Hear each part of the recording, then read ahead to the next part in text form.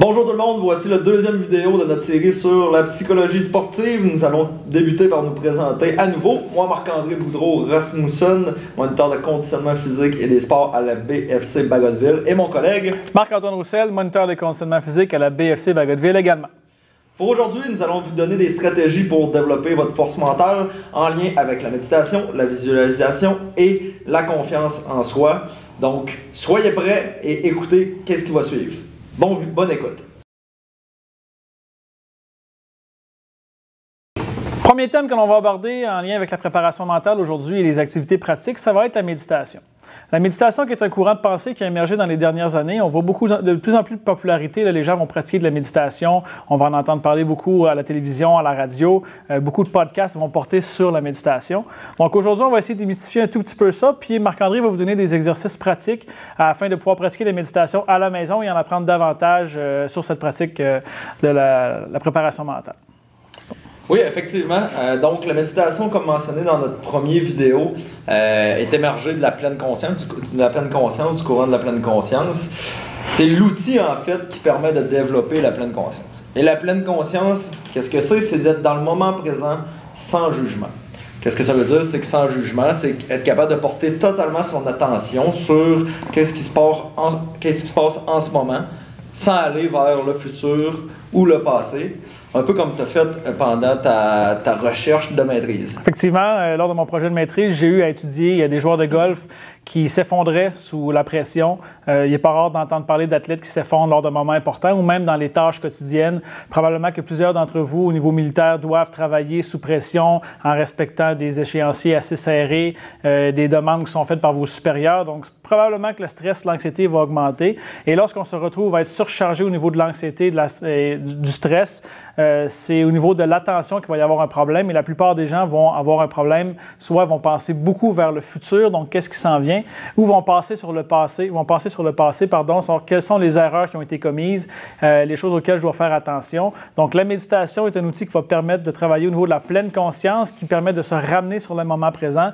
Et lors de mon étude avec les joueurs de golf que j'ai effectué, un des outils vraiment efficaces, une des recommandations qui ont émergé, c'était de pratiquer la méditation pleine conscience pour justement se recentrer sur le moment présent. Je pense que tu vas avoir quelques points clés importants pour les auditeurs pour être capable de le faire et de le pratiquer quotidiennement. Exactement. Donc, la méditation qui est l'outil, comme Marc-Antoine vient de le mentionner, il y a plusieurs types de méditation. Je ne rentrerai pas dans les détails de tous les types de méditation. Il y en a une centaine et plus qu'on peut pratiquer quand on se met à s'informer par regarder qu'est-ce qui est fait. Il y a des points clés à retenir pour la méditation, très simple. Premièrement, c'est être dans un endroit calme et dans une posture dans laquelle on est confortable et à l'aise. Est-ce que je peux être assis pendant que je le fais? Tout à fait. On peut être assis dans la position du lotus, qui est le classique commun qu'on a l'image de la méditation avec la personne assise en lotus, les mains sur les genoux et les yeux fermés. Par contre, c'est à noter que ce n'est pas nécessairement seulement la position qui doit être adoptée. La méditation va être aussi efficace si vous êtes couché, évidemment assis en lotus, assis sur une chaise. Il y a même aussi de la méditation en marchant, donc il y a possibilité de le faire. Autre suggestion en lien avec un endroit calme, c'est de fermer les yeux. Donc, on a trouvé un endroit calme, soit à la maison ou à l'extérieur. Je suggère fortement, surtout au début, de fermer les yeux pendant tout le temps qu'on va faire la méditation. Deuxième point clé important, c'est la respiration. On l'a parlé tantôt, l'objectif de la méditation, c'est d'augmenter sa capacité de concentration et d'attention. Et notre objet qu'on va utiliser au départ pour développer cette habileté-là va être la respiration. Alors, qu'est-ce que ça va être? Tout simplement, on est couché sur le dos, allongé, les yeux fermés.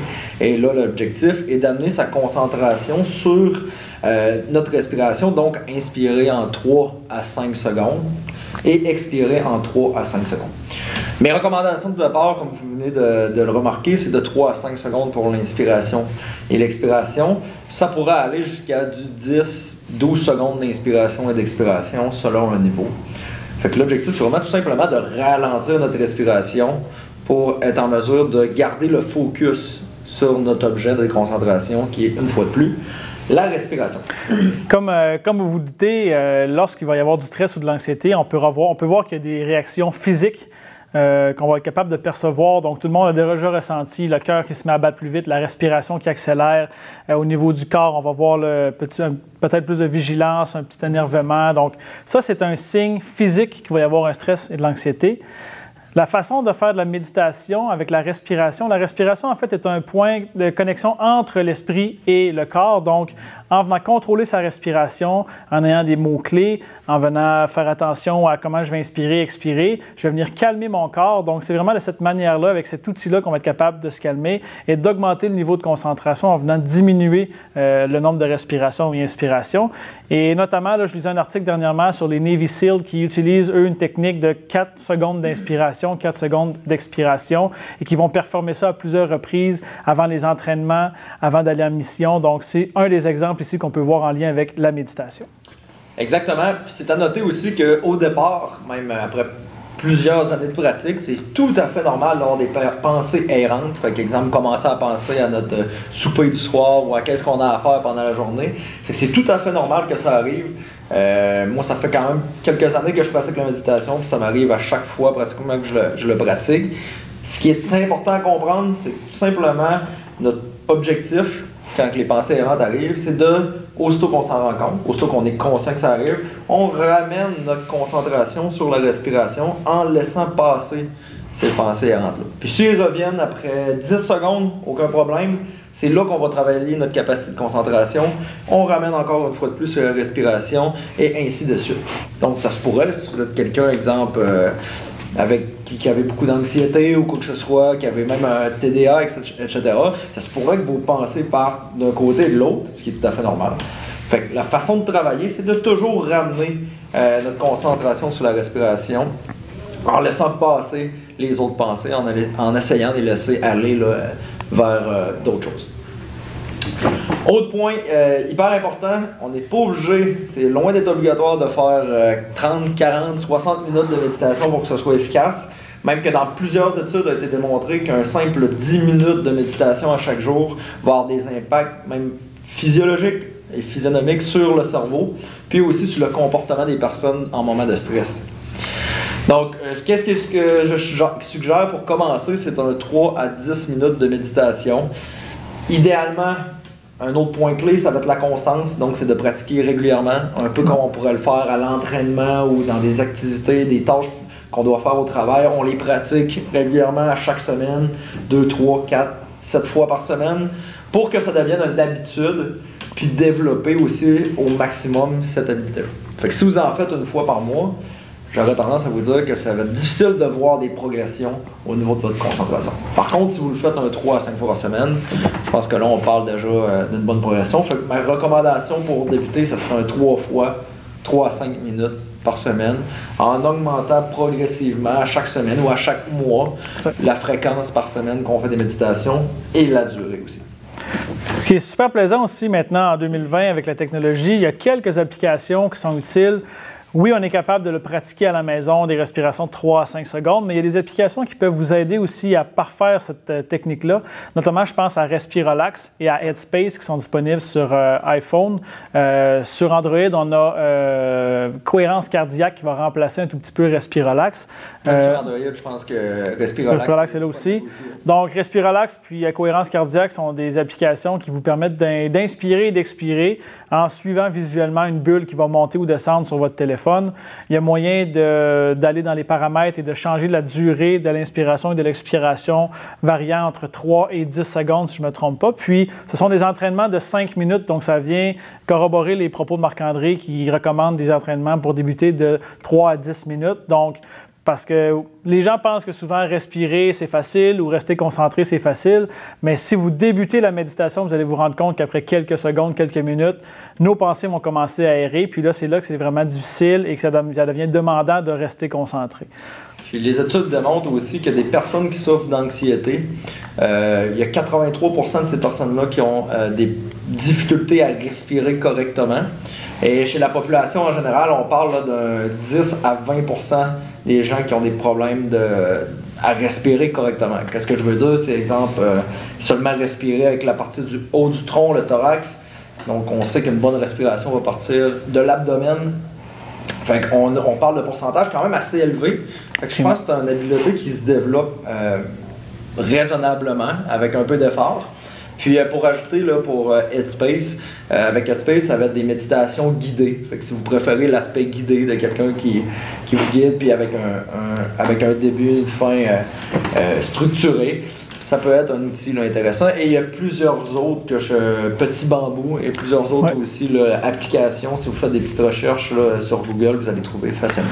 Personnellement, j'ai un outil que j'utilise dans ma pratique de la méditation avec certains athlètes, certains clients aussi, qui s'appelle Muse. En fait, c'est un bandeau de méditation. Donc, c'est un bandeau qui est vendu sur Internet. On peut aller l'essayer si vous voulez. Donc, c'est un bandeau qu'on va placer sur notre front, derrière nos oreilles, et qui va capter l'activité cérébrale. Et pendant 5 minutes, on doit se concentrer sur un son, une thématique. Donc, habituellement, c'est de la pluie, ça peut être des vagues, ça peut être le vent. Et puis, plus on va être capable de se concentrer, plus on va être capable d'entendre, par exemple, des oiseaux ou des sons qui vont persister. Et puis, à la fin de l'entraînement, on est capable d'observer visuellement sur notre téléphone à quel moment j'ai été capable de rester calme, à quel moment j'ai eu besoin de récupération, à quel moment mon esprit a été agité. Puis, souvent, lorsque j'en parle à des athlètes ou à des collègues ou à des militaires, on me dit « Ah, mais je suis capable, je suis calme, je ne suis pas stressé. » Mais quand les gens vont essayer, vont voir par la suite qu'ils ont beaucoup de difficultés à rester calme et à récupérer lorsque les pensées vont devenir errantes. Donc, ça peut être un outil qui est utile si jamais ça vous intéresse. Vous pourrez aller voir sur Internet, il y a plusieurs bandeaux de ce type-là. Moi, je trouve ça très, très, très intéressant parce que des fois, on se fait dire « Non, non, non, moi, je ne suis pas stressé, je ne ressens pas ça. » Puis lorsqu'on le fait essayer, on peut voir vraiment là, la difficulté de la personne à rester calme, à être focus, puis à méditer. Donc, ça peut être des alternatives que vous avez pour vous pratiquer à la méditation. Exactement, puis ça donne un feedback direct aussi sur la méditation que vous venez de faire, fait que ça peut être un outil de motivation très intéressant. Exactement. Donc, c'est ce qu'il y en est par rapport au premier point qui était la méditation. Maintenant, on va passer au deuxième point qui est l'imagerie mentale avec quelques outils pour vous. Donc, on passe à ça dans quelques secondes. Deuxième thème dont nous allons discuter, l'imagerie mentale et ou la visualisation, stratégie avec laquelle on peut faire plusieurs liens avec la méditation. Je vais laisser mon collègue Marc-Antoine élaborer sur le sujet.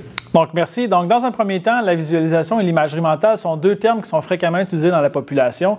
Ce qui est important de mentionner, c'est qu'il s'agit de la même chose. Donc, l'imagerie mentale et la visualisation, comme vous pouvez le voir, c'est plus difficile à dire. Donc, pour le thème d'aujourd'hui, on va utiliser le terme imagerie mentale. L'imagerie mentale est une des stratégies les plus efficaces qui est utilisée chez les athlètes, chez les militaires, chez les athlètes amateurs et professionnels pour être en mesure de bien se préparer à une performance sportive. Lorsqu'on parle d'imagerie mentale, ça peut sembler un petit peu difficile à comprendre, un petit peu difficile à utiliser. Donc, c'est pour ça qu'aujourd'hui, on va vous démystifier les étapes de la préparation mentale en lien avec la visualisation. Dans un premier temps, lorsqu'on a parlé d'anxiété tout à l'heure et de stress, on parlait de situations qui étaient au passé et ou au futur. Et l'imagerie mentale, à quoi ça sert? C'est de voir d'avance ce qui va se passer en essayant de contrôler les impondérables, donc les situations qui peuvent survenir, tant positives que négatives, pour être en mesure de se préparer à bien réagir à ces changements-là dans une performance sportive. Lorsqu'on est au quotidien et qu'on effectue des tâches, c'est bien important de savoir que pour savoir qu'on est réellement dans une situation, on a besoin de nos 5 sens. Donc, le goût, le toucher, l'odorat, l'ouïe et la vue. Donc, c'est les 5 sens qui vont nous permettre à notre cerveau de nous faire comprendre qu'on est dans une situation en ce moment. Donc, sur la vidéo, vous voyez que les murs sont verts, le mur est bleu, donc on est assis tous les deux à une table, donc vous êtes en mesure de nous voir. Par la suite, vous êtes en mesure de nous entendre.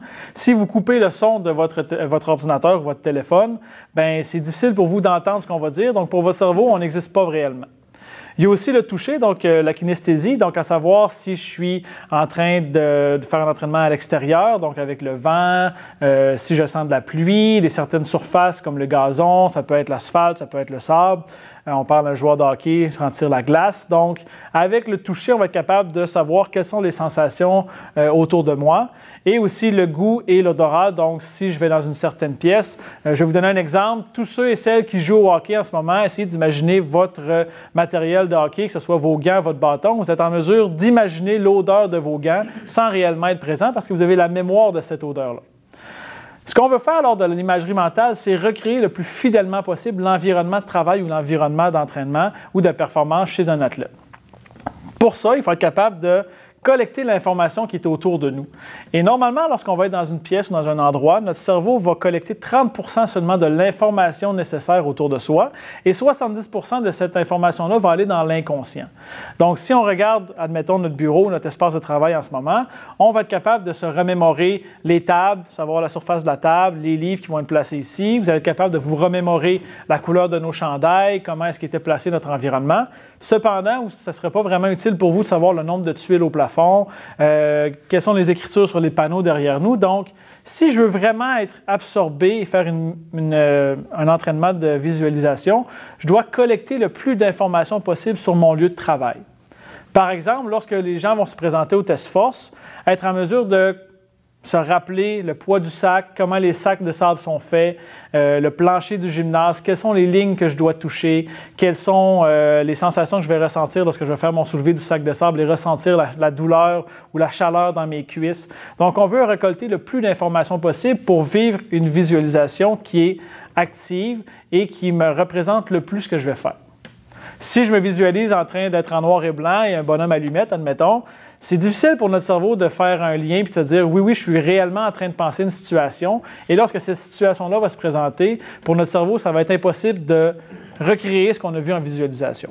Cependant, plus c'est fidèle, plus c'est vrai, plus c'est détaillé, plus c'est facile de faire un exercice de visualisation. Deuxièmement, ce qu'on veut, c'est répéter.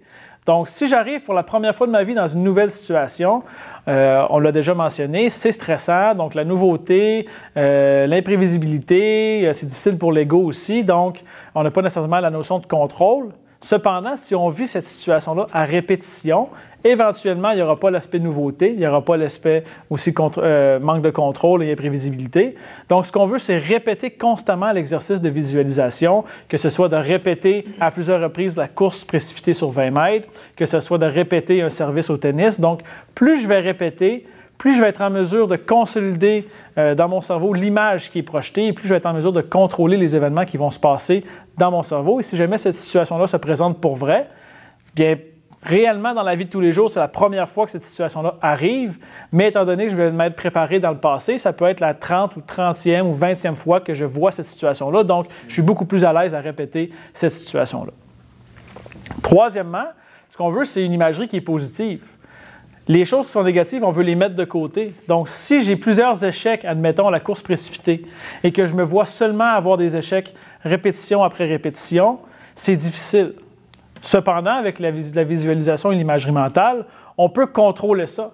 Si à toutes les fois que je fais mon traction du sac de sable, j'ai tendance à tourner descendre vers l'arrière et tomber, bien, lorsque je vais faire ma visualisation, je peux me voir contracter mes abdominaux, rester fort, pousser avec mes jambes et corriger ce qui vient de se passer dans le but d'avoir une visualisation qui est positive. De plus, en étant positif, on vient faire un renforcement au niveau de la confiance en soi qu'on va voir tout à l'heure. Et lorsqu'on va arriver pour faire la séance dite vraie, on va être en mesure de garder confiance en soi et de se dire « j'ai déjà vu cette situation-là, je suis en mesure de me préparer et de la corriger ». Donc, le lien qu'on peut faire avec la méditation ici, c'est dans la pratique de la visualisation, ça va être un peu semblable, les yeux fermés, soit couchés ou dans une position confortable, et on va s'imaginer en train de faire notre dite activité. Puis, moi, mon lien que je fais avec la méditation, c'est que la méditation, ça me permet d'être concentré plus longtemps sur qu'est-ce que je veux dans mon cerveau. Exact. Fait que quand si je suis capable de me concentrer pendant 10 minutes, je vais être capable de visualiser pendant 10 minutes au moins. Je sais que je suis capable de le faire. Puis aussi, c'est important de visualiser en temps réel. Exact. Donc, de prendre le temps de vivre chaque seconde comme si ça se déroulait au moment présent pendant qu'on fait l'activité et non de voir notre image, non de s'imaginer à vitesse 2-3 fois plus rapide que l'activité prend réellement. Si je vous donne un exemple, si je fais l'attraction du sac de sable en 15 secondes puis que ça me prend 30 secondes à la visualiser, ben on n'est pas nécessairement dans l'optimal de qu'est-ce que je veux atteindre. Exemple, si je veux atteindre un 10 ou un 12 secondes. Exact. Bien, un exercice que vous pouvez faire à la maison, très, très facile, puis vous pouvez même le faire avec vos enfants ou les gens de votre entourage. Comptez combien de temps ça vous prend de vous lever dans le salon et aller jusqu'à ouvrir la porte du frigidaire. Chronométrez-le, combien de temps ça vous prend.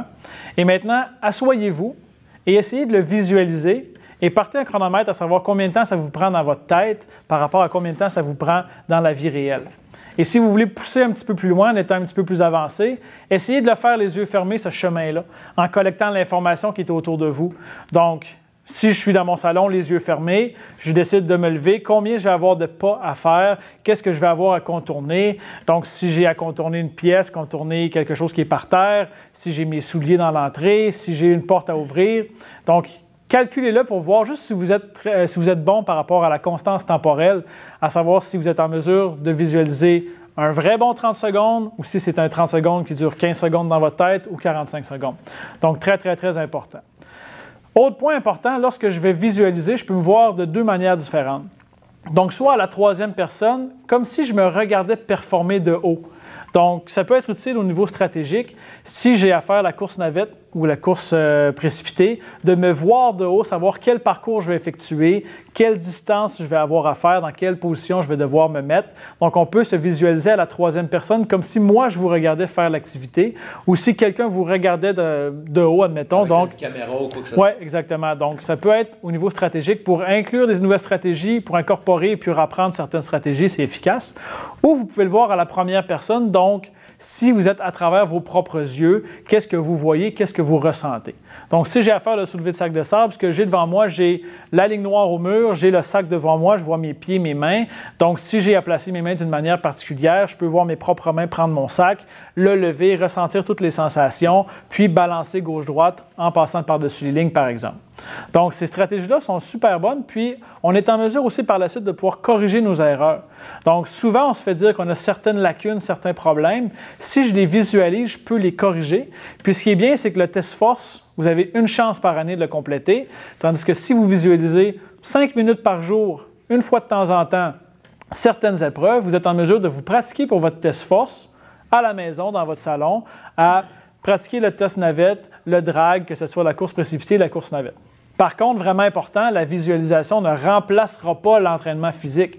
Vous devez entraîner vos capacités physiques, vos capacités musculaires, cardiovasculaires pour être en mesure de réussir. Cependant, vous pouvez vous préparer mentalement afin d'exploiter à 100% ces qualités musculaires-là. Parce qu'il n'est pas rare de voir certaines personnes qui sont tellement stressées, anxieuses, qui ont les capacités physiques pour réussir, vont avoir quelques ratés, vont faire des erreurs. Donc, parfois, on va être obligé d'avoir une reprise du test force. Il va y avoir des erreurs techniques qui vont faire en sorte d'avoir un échec. Donc, si je suis bien préparé mentalement, que je vois ce qui va se passer, je suis en mesure de contrôler ces impondérables-là en sachant qu'est-ce qui va se passer d'avance, je peux exploiter mon plein potentiel au niveau physique, technique et tactique dans la performance sportive. Je crois que ça fait le tour de ce qu'on voulait dire. Exact. Maintenant, c'est à vous de jouer, de vous de pratiquer la visualisation. Commencez par des petites séances comme la méditation, puis vous allez atteindre vos objectifs. Bonne pratique.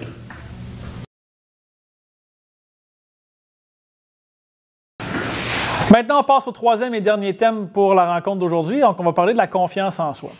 La confiance en soi est habituellement jumelée très, très proche avec la gestion du stress. Parce que souvent, lorsque les gens vont vivre des situations anxiogènes, des situations de stress, vont se mettre à douter et souvent, c'est la confiance en soi qui va diminuer. Puis lorsqu'on va avoir une diminution de la confiance, il va y avoir une augmentation de stress, donc un cycle presque interminable. Donc, ce qu'on veut, nous, c'est venir bloquer ce cycle-là en venant travailler au niveau de la confiance en soi. Puis, si vous travaillez un tout petit peu au niveau de la visualisation, l'imagerie mentale et la méditation, on va venir bloquer au niveau de la gestion du stress. La confiance en soi, quelque chose qu'on entend parler fréquemment. Comment est-ce qu'on fait pour développer notre confiance en soi? En fait, c'est qu'on veut se mettre de l'avant. Donc, la plupart des gens ne veulent pas parler de leurs points clés, leurs qualités, par peur d'avoir l'air un tout petit peu arrogant, d'avoir l'air un tout petit peu hautain. Cependant, si vous ne le faites pas, personne ne va le faire à votre place. Malheureusement, il n'y a pas grand monde qui vont vous dire à tous les jours « vous êtes beau, vous êtes fort, vous êtes fin ». Ça doit partir de vous autres. Vous êtes responsable de l'établissement de votre propre confiance en soi. Et là, on va vous donner un exercice à faire, mais avant de débuter, je vais vous faire un tout petit lien avec les entreprises. Lorsqu'une entreprise va naître ou qu'une entreprise va avoir du succès, une des premières choses que l'entreprise va faire, c'est faire connaître son logo ou son slogan. Si on peut parler à des compagnies internationales reconnues, si je vous parle d'un grand M jaune sur un fond rouge, naturellement, on va avoir en tête McDonald's. Si je vous parle d'une compagnie de sport et que le logo, c'est un crochet, Marc-André, c'est quelle compagnie? Ça va être Nike. Ça va être Nike. Donc, les entreprises, plus on voit leur logo, plus on voit leur slogan, ce qui va se passer, c'est que, comme j'ai parlé tout à l'heure au niveau de l'imagerie mentale, notre cerveau ne va pas analyser 100% de ce qu'on va voir, il va analyser 30%, mais l'autre 70% va aller dans l'inconscient. Ce qui va dans l'inconscient, c'est quelque chose qu'on a déjà vu et ça va influencer nos décisions un tout petit peu. Donc, si moi, ce matin, je me suis levé, je suis parti de chez moi pour venir travailler et j'entends à la télé qu'il y a un nouveau café chez Tim Hortons, puis que le nouveau café est de torréfaction foncée, on écoutez vos goûts, venez l'essayer. Si jamais j'ai à avoir une envie d'aller boire un café, peut-être que ce ne sera pas automatique que je vais penser à aller chez Tim Hortons. Cependant, le fait de l'avoir entendu à répétition, je vais l'avoir en tête.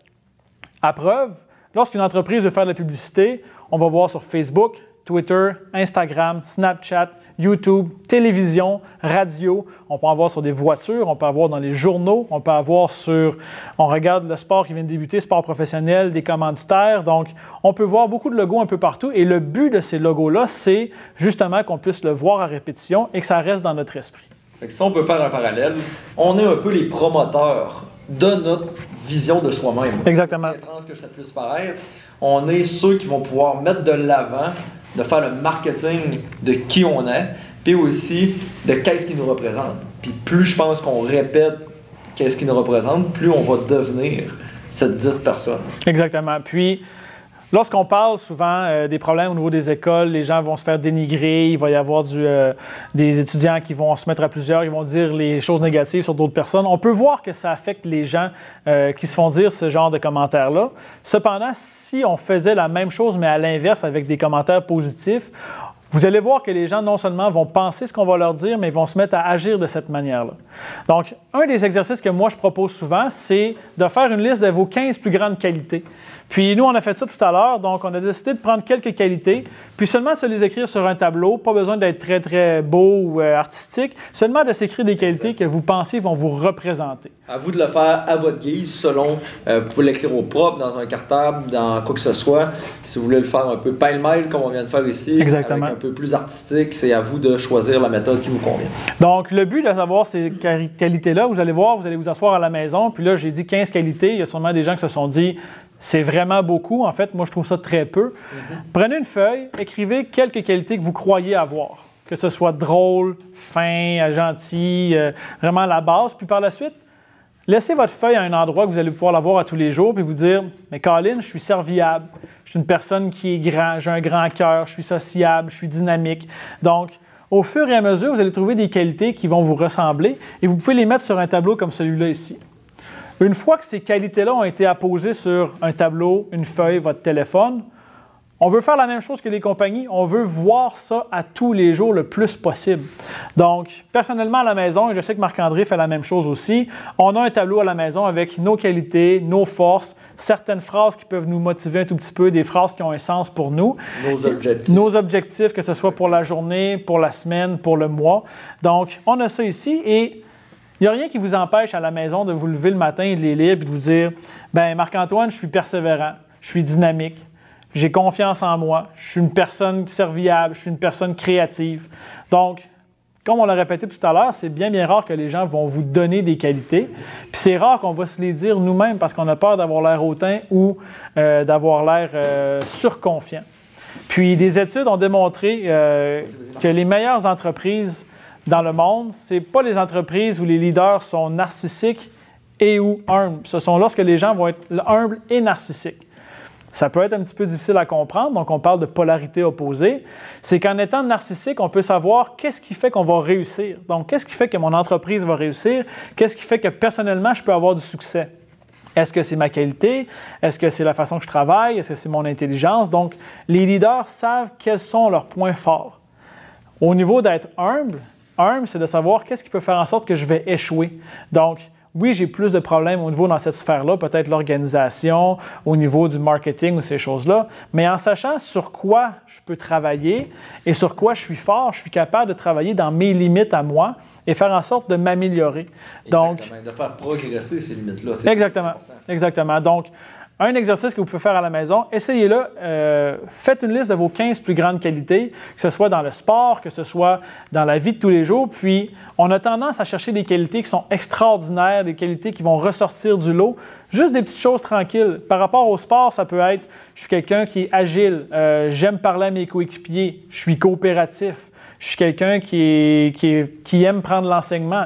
Je suis quelqu'un qui a la meilleure vitesse. Je suis le plus rapide dans les départs. Je suis le plus agile dans les déplacements gauche-droite. Donc, vraiment des petites qualités afin d'en avoir le plus possible. Puis j'aimerais ajouter aussi que ces qualités-là ne sont pas obligées d'être appliquées dans toutes les sphères de votre vie. Ça peut être des qualités que j'ai, exemple, au travail, que j'ai dans le sport. C'est pas grave si vous ne les appliquez pas à 100% dans tous les domaines de votre vie. Puis ça peut arriver aussi de faire des fois des bévues ou quoi que ce soit. Exact. Que ces qualités-là, on ne les a pas appliquées.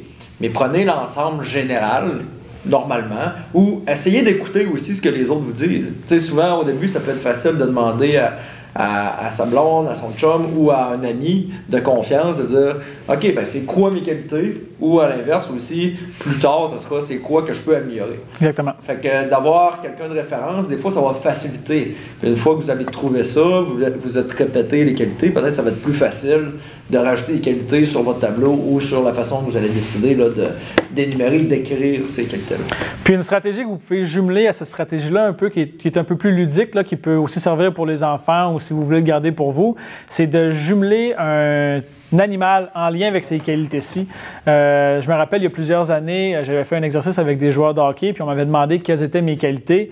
Je suis quelqu'un qui est loyal, qui est protecteur, puis qui est assez grand et imposant. Puis l'animal qui est ressorti, c'était un ours ou un grizzly. Donc pour moi, j'aurais pu associer le grizzly à qui je suis comme personne. Il peut y avoir des personnes qui peuvent prendre le pan, par exemple, donc quelqu'un qui est flamboyant, quelqu'un qui est fier, quelqu'un qui aime impressionner. On peut prendre un pan. On peut prendre un tigre si on est quelqu'un qui est agile, quelqu'un qui est calme, qui est combatif. Donc, vous pouvez vous trouver un animal, puis il n'y a rien qui vous empêche de l'écrire au bureau sur un post-it marqué sur votre ordinateur. Tigre, ours, peu importe, sans que les autres puissent savoir qu'est-ce qu'il y en est réellement. Puis ça vous appartient à vous, puis vous pouvez juste vous le rappeler à tous les jours. Ce sont les qualités que moi j'ai, c'est l'animal qui est représenté par ces qualités-là. Exactement, puis j'adore cette stratégie, je trouve ça, amusant, ça fait différent. C'est le fun aussi quand on est à l'aise avec la stratégie de le faire avec d'autres personnes. Puis aussi, je trouve que c'est super efficace parce que d'un coup d'œil, on peut tout de suite se rappeler. Exemple, je vois le mot tigre, je me rappelle tout de suite c'est quoi que je me suis dit comme qualité. Exact. Fait que je trouve ça super efficace et super intéressant d'utiliser la stratégie de l'animal. Puis, comme je l'ai mentionné, là, c'est super agréable et drôle à faire aussi. Puis je sais que cette stratégie-là, il y a plusieurs personnes qui vont se dire « ben moi, j'ai confiance en moi dans certaines situations, puis j'ai pas de problème à ce niveau-là ». Ben, je vous invite quand même à l'essayer, puis ça sera personnel pour l'avoir essayé avec des centaines d'athlètes, plusieurs équipes ou des personnes dans diverses entreprises. C'est toujours un exercice qui fait en sorte qu'on se pose des questions sur soi-même, qu'on ne prend pas le temps de se poser, puis on découvre des qualités qu'on n'avait pas réellement pensé qu'on avait, puis ça fait en sorte que dans certaines situations, on est outillé pour faire face à ce qui peut se passer. Puis la confiance en soi, c'est le départ de plusieurs projets. Donc, souvent, les gens vont avoir peur de commencer quelque chose par un manque de confiance, mais si on est capable de se donner notre propre tape dans le dos, faire notre propre publicité, de laisser sa marque, on est capable de foncer vers l'avant puis d'avoir confiance en soi.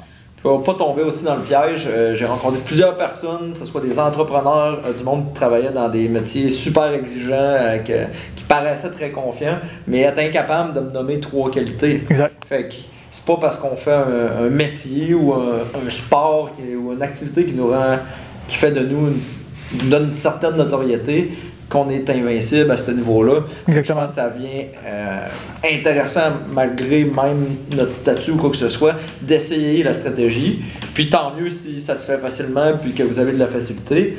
Puis, d'un autre sens, tant mieux si vous voyez que finalement, c'est peut-être pas aussi facile que vous pouviez le penser. Exact. Donc, j'espère que vous aimez cette stratégie-là au niveau de la confiance en soi. Donc, je vous invite réellement à faire l'exercice. Vous allez pouvoir être surpris. Faites-le avec les gens de votre famille. Puis, vous nous en donnerez des nouvelles si jamais vous nous croisez, soit sur YouTube ou soit sur Facebook, ou si vous nous croisez à la base militaire de Bagotville, à savoir si vous avez essayé ou non cette stratégie-là. Donc, à vos crayons et bonne chance. Ouais. Voici ce qui met fin à notre vidéo d'aujourd'hui. Nous avons élaboré plusieurs stratégies, dont la méditation, la visualisation et la confiance avec les mots-clés. On vous encourage fortement à essayer chacune de ces 3 stratégies ou tout simplement d'en choisir une des 3 et tenter de l'appliquer pour une certaine période. Soyez bien à l'aise à venir nous poser des questions, soit au gymnase directement ou par notre page Facebook et YouTube PSP Bagotville.